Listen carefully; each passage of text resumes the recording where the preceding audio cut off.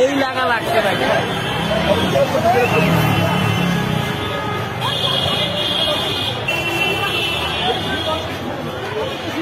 দাউ দাউ করে জ্বলছে আগুন। হঠাৎ তীব্র বিস্ফোরণের শব্দে কেঁপে ওঠে চারপাশ। লেলিহান শিখা ছড়িয়ে পড়ে আশপাশে। শুক্রবার সন্ধ্যা ৭টার দিকে রাজধানীর খিলগাঁওয়ের তালতলা এলাকায় ভয়াবহ এই আগুন লাগে।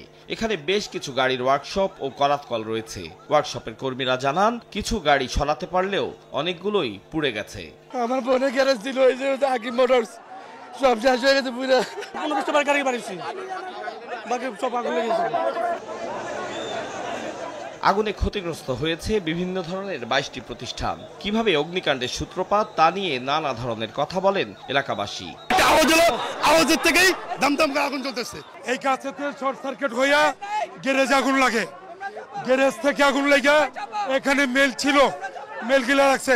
আগুন নেভাতে কাজ করে ফায়ার সার্ভিসের ৯টি ইউনিট। ফায়ার ফাইটারদের আপ্রাণ চেষ্টায় রাত ৯:৩০টার দিকে আসে নিয়ন্ত্রণে। কর্মকর্তা জানান, তদন্ত ছাড়া আগুন লাগার কারণ এবং উৎপত্তি স্থল বলা সম্ভব নয়। এখানে যে পরিমাণ গাড়ির গ্যারেজ রয়েছে, এই গাড়ির গ্যারেজের একটারও কোনো এই এলাকাটার পুরো আমাদের কোনো কমপ্লায়েন্স ছিল না।